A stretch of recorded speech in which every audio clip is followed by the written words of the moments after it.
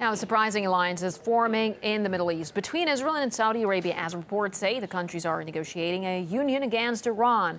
Despite sharing common rivals, there is no official diplomatic relations between the states, and the two clash when it comes to Saudi Arabia's support of the Palestinians. RT's Paul Lear has the details. There's an unexpected union forming right now in the region between Israel and Saudi Arabia. Unexpected because, on the one hand, while the two share common rivals in Egypt and Syria, Saudi Arabia, particularly recently, has been pouring millions of dollars of aid into Palestinian projects both in Gaza and in the West Bank. The potential impact of such an unlikely union cannot be overestimated. Israel brings to the party excellent propaganda skills. Saudi Arabia, on the other hand, is able to tap into vast reservoirs of petrodollars.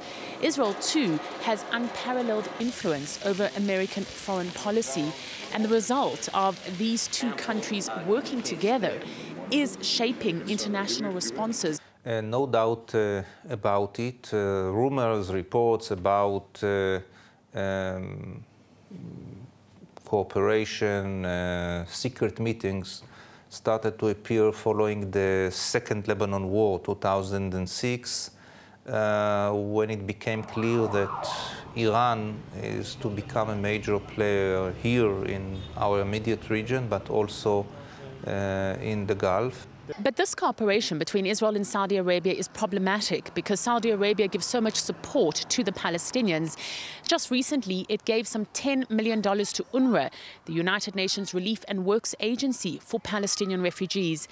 This is in addition to an extra $200 million that was donated to Palestinian infrastructure projects. One such project is in Rafah in Gaza, where homes are being rebuilt for Palestinians whose lives were destroyed during the last Israeli war. The result is that on the one hand you can see them cooperate with Israel when it comes to Iran. On the other hand, they had close contacts with Hamas.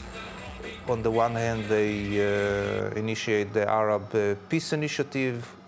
On the other hand, where they support indirectly Al-Qaeda. So this is the ambiguity you can find in the Saudi policy. Many are asking the question whether Israel isn't shooting itself in the foot by forming an alliance with a country that supports its enemies. Paul Lear, RT, East Jerusalem. Now, a closer look at what brings Israel and Saudi Arabia together. Syria is a major issue, as both countries agree that the Assad government should go. Another reason for cooperation is their mutual animosity towards Iran. The two states also share support for the military-backed government in Egypt. Investigative journalist Robert Perry says this alliance could prove to be problematic for U.S. influence in the region. You've had this building up of mutual interest between these two very significant powers in the Middle East.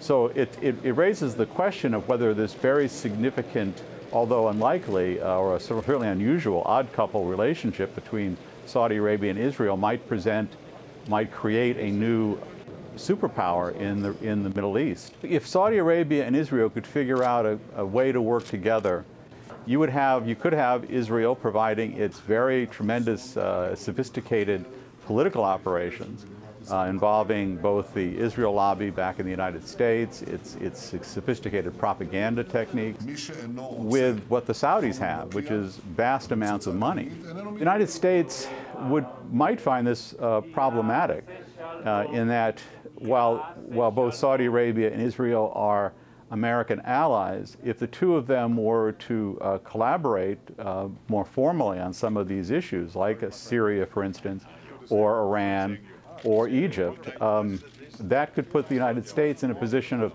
not being able to work its will with quite the freedom that it's had in the past.